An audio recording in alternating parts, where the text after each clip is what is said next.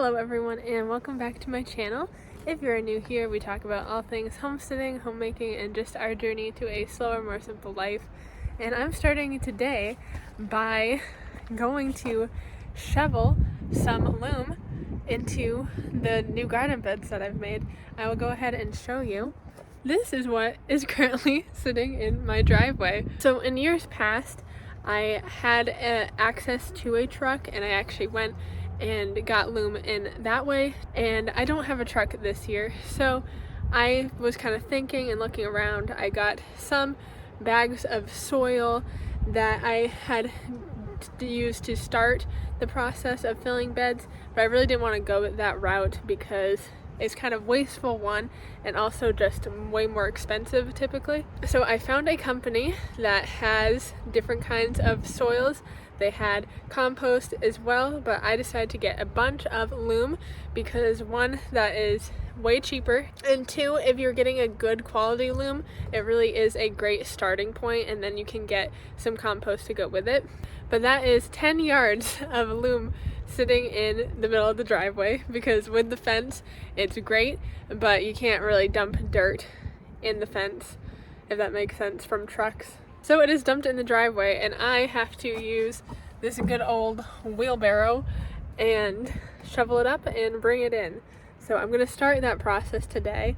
I don't know how far I'll get. It has been a little damp. It says it's going to rain. I don't know for sure if it will because I thought it was going to earlier, but that's a better reason why I wanted to at least start, because the water will make it heavier. So I just want to get some of it done, and what I don't get done today I will get done in the future. But let's go ahead and get started with just shoveling up some loom.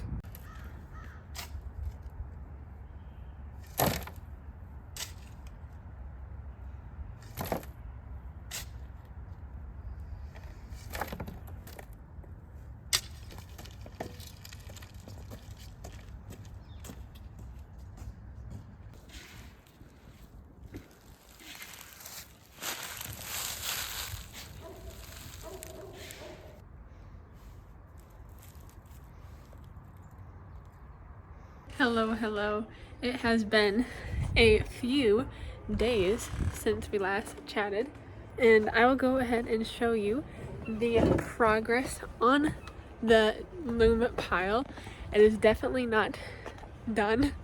A couple more days of chipping at it, but it's a lot smaller than it was, and definitely getting the work done. I'm not doing it all by myself, so don't worry about that. But I have just kind of been chipping away at it a little bit at a time. But I did want to hop on today to record a little bit because there's a bit of a predicament, unexpected, that has occurred that I thought would be kind of interesting to share. So as you can kind of see, and as I've said, I live in a suburb area at the moment. So lots of houses, lots of just normal neighborhood area, and it is not uncommon at all where I am to see lots of deer walk through. I think I've showed you the deer scat that is like right in the backyard, as well as turkeys pass through all the time, and I'm sure we get lots of skunks and porcupine and all of those things. But something we don't typically have, nor do we want to have pass through, is a bear, and it would be a black bear. And I will say bears are actually my favorite animal. I think I just love them, but I definitely do not want one in my yard. So we keep the trash cans right next to the house, but yesterday morning when I came out, I noticed that the trash can was knocked over. So that's not that big of a deal. I thought maybe a raccoon or something just got into it, somehow knocked it over. But then I look in the trash can and there is no bag in it anymore, and I know that it had a bag in it, and there's also little remnants of the trash from that bag. So then I'm very confused, and then I look up and see that there is more piles of trash just kind of in the wooded area behind the backyard. And basically I follow that all the way to realize that that huge bag of trash was carried out and torn into and taken into the wooded area, and I could tell just by knowing that it was carried that far, that it must have been a bear, because we use big trash bags and it was heavy. Like, I could barely kind of carry that bag out, kind of heavy. But just to triple confirm, I looked around for any tracks or scat, and lo and behold, I found some bear scat. Huge pile. I took a picture, but I don't think I'll insert it because it might not be interesting, it might just be gross to you. But I can tell that there is a bear, and I can tell that it has been eating birdseed, because in that scat was corn and seeds that were super noticeable. And lo and behold, the neighbors that are now in the neighborhood, they just moved in not long ago, and they're from out of state, and they were telling me that they thought they had a bear getting into their bird feeder, and I can confirm that yes, that must be the case because I saw the evidence. But let me just tell you, in case you don't know, even though me who loves bears, it is not cool to have bears like in your stuff or near your house. Not only are they dangerous animals, obviously, but it's not good for the bear to learn that they can be in residential areas. Not only is it dangerous to people, especially pets, especially if you have little pets like small dogs or cats, but it's dangerous for the bear too. They really should not be comfortable with that. And this neighbor just thought it was the coolest thing ever because they're from out of state, they've never seen a bear, they were like excited to see it. But in case that's you, just know that I love bears too, but when you're in this kind of an area or near your house, if you have more land, put game cams out farther away to hopefully see bear, but you don't want bear near people. So if you are experiencing any kind of bear issue, definitely bird feeders is what can attract them. So I'd recommend bringing bird feeders in at night if you have like bird feeders with seeds and stuff like that. Bring those in at night if you don't want to attract anything. And you don't need to when there is no bear, but because there was one, I had to bring the trash inside so that they won't get into it again. But just a little fun life update for you there. I think it is gonna rain. I may or may not do a little more shoveling today, but I will join you again when the shoveling is complete, and I will show you what the front yard looks like, and by that time it will be ready to start bringing some of the plants under the grow lights outside to harden off and to plant, because that's right around the corner. Hello, it is another beautiful day. It is the warmest day we have had, and the shoveling is not complete. We still have some more soil to move, but I thought I could kind of show you the beds that we got. So this is going all the way across, and I forget exactly how many feet that is, but I want to say like 70 something feet. And we have these two beds as well as the other beds that we had last year. Oh, and also a little extra that I got last minute because a nice neighbor gave me some wood. We added a little extra, and I think I will just put flowers or something nice in that. But it's coming along really great, and because it is such a beautiful day and we're getting close to the time, I got all of my plants from under the grow lights out and soaking in the sunshine, just starting to get acclimated, because you don't want to just bring them out and immediately transplant them same day, because it could kind of shock them and set them back for a little bit.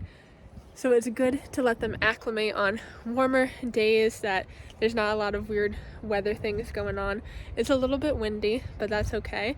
So I'm gonna let them out in the sun while it's really hot during the day, and then bring them back in this afternoon later. And then I'll do the same thing on another day and another day until it is finally time to plant them, which is so exciting. As you can see, a lot of them have been doing really well.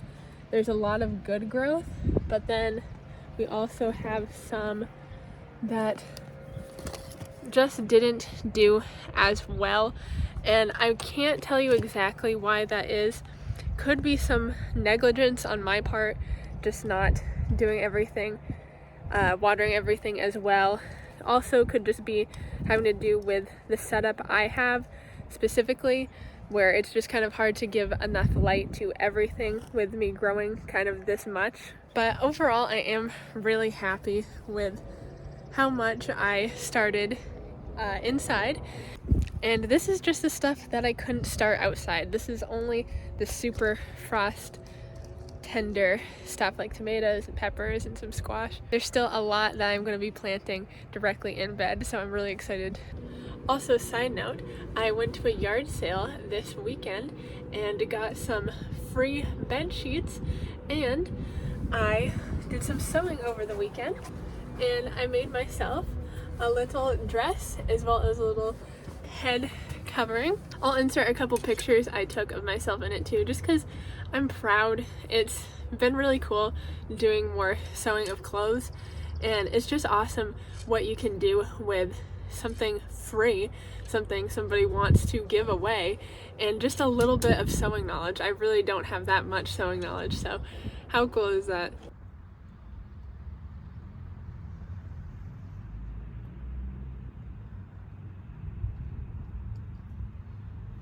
Look at that beautiful sunshine. Hello, it is another day, and it is finally the day that we are going to be planting the plants in the ground. The weather has been good. I've been watching it, and I am very certain that we're not going to go into those freezing or even close to freezing temps overnight anymore. So it is finally time to get things out of the house and into the garden. So I'm going to go ahead and open these up, and then I'm going to finally end this video by planting plants in the garden. So without further ado, let's get going.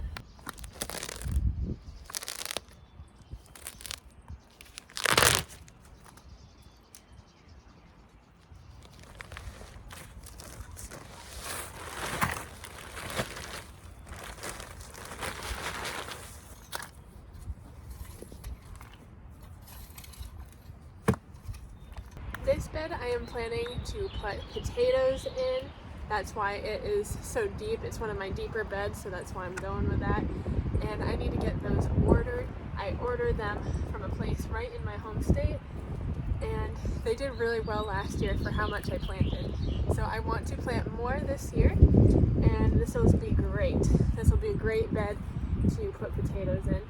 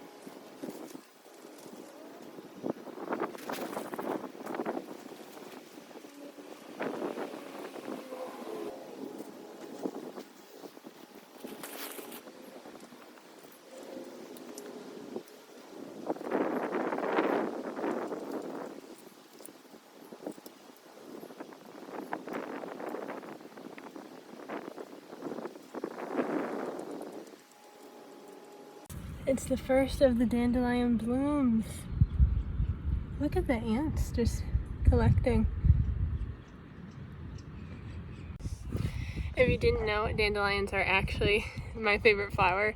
Not in a joking way. I actually really love them and have such a place in my heart for them, because they're just always that thing that pops up first. I mean, we have crocuses first technically, but they just cover everywhere with just puffs of sunshine, and they just make me smile. I have so much nostalgia with dandelions, of course. I think everybody probably does if they had a childhood outside, which I know is starting to become something that's not as common, unfortunately. But they just have such a special place in my heart. Of course, they're not the most extravagant or anything like that, but they really are my favorite flower if I had to pick. They're so pretty and just so heartwarming to me.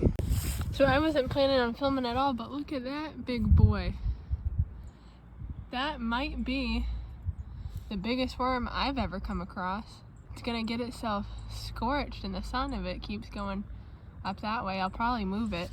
It's all shriveled up right now too. Whoa, that thing's crazy. So we got a good amount of that done. I need to take a quick little break from the garden because I have a Bible study. But before that, I wanted to show you that there is growth from the seeds that we planted last time. So let me show you. They're small, but they just give so much hope and have so much life potential in them. So let's take a look. There's one little baby right there that we planted. And then we have more just along. Look at all that right there. That's all growth. There as well. And same thing for this bed. We have lots of little baby plants coming up. We had good germination because you can see the few seeds that I planted in one spot have like all the growth. Wow, this one's pretty big right here. So that's just really encouraging to see and just makes me happy to know that things are growing. And so it gives me lots of hope for the plants that I'm going to be planting today in the beds. But I'll hop back on when I am ready to start actually planting these bad boys in the ground. So see you in a second. All right, so we got a bunch of plants and I need to decide where I am putting them all. So my first thing I'm going to do is kind of separate them, but I just want to do that so I kind of know what I'm working with before I set things out. Then I'll just set things along where I want to plant them and then I will plant them.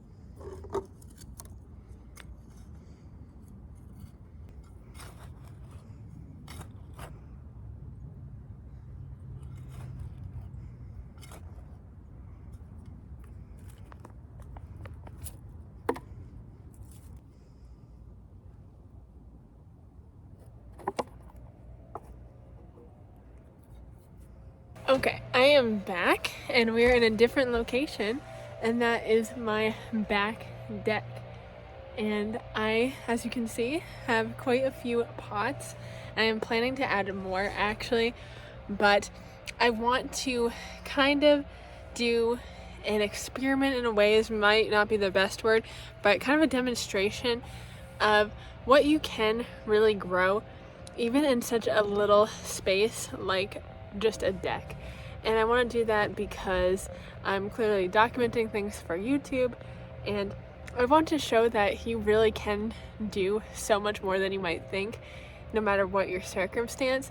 I've grown lots of things on decks before, and so even though I have quite a large, decent sized front yard to grow, I want to grow out here too, just to see what I can do and manage in pots. And so that will be kind of a cool experiment for me to really, I'm gonna focus not just on growing things on a deck, but trying to grow as much as I possibly really can on the deck too.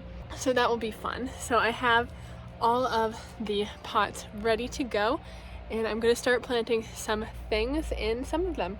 And with pots, you will need to fertilize them as the season goes, or really just add some nutrition to them, because even with raised beds, there's more availability of nutrients, whereas in containers, there really just isn't. So they can run out and then the plant will not do well.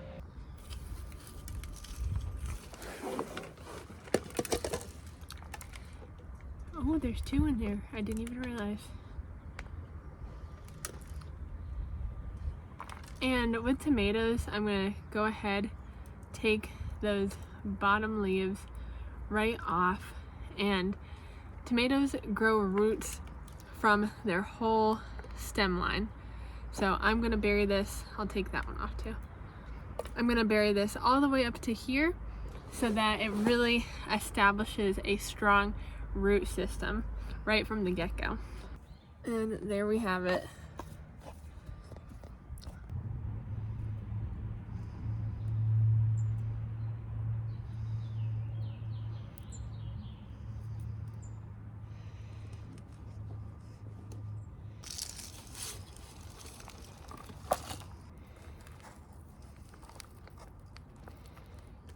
So for the record, this is the very beginning of the back porch garden. You can barely see. Look how tiny that is in that big pot. I am planning on putting more pots back here as well. So that is just what we got so far. But I did want to kind of show the starting point of back deck gardening. Now I'm gonna go ahead and go back to my front gardens. I don't know if you can see by the lack of sun where the sun is, but it is now the evening time and I've been spending pretty much all day planting, which is fantastic. I am so blessed that there was so many plants and so much room to plant plants. And now I'm just going over to turn the hose on, give everything a water, and show you where everything's planted and what I have planted so far. My face is quite dirty, isn't it? Hands aren't looking that bad because I had to go inside, so I washed them for a minute, but looks like my face has got dirt all over it. I have those 2 beds right there, and the middle bed, and the one I already said potatoes, probably potatoes in this one too. And then I'm thinking corn and strawberries, maybe in those ones. I also have other things to plant as well. We're just gonna have to wait and see what I do with the space. But thank you guys for joining me in this video. I filmed this one over the course of at least a week and a half, if not 2 weeks. So it might seem a little mishmash together, but I'm glad you joined me anyway. If you like this kind of content and would like to see more in the future, please consider subscribing to join our community of like-minded folk. And I do hope to see you next time. Bye-bye!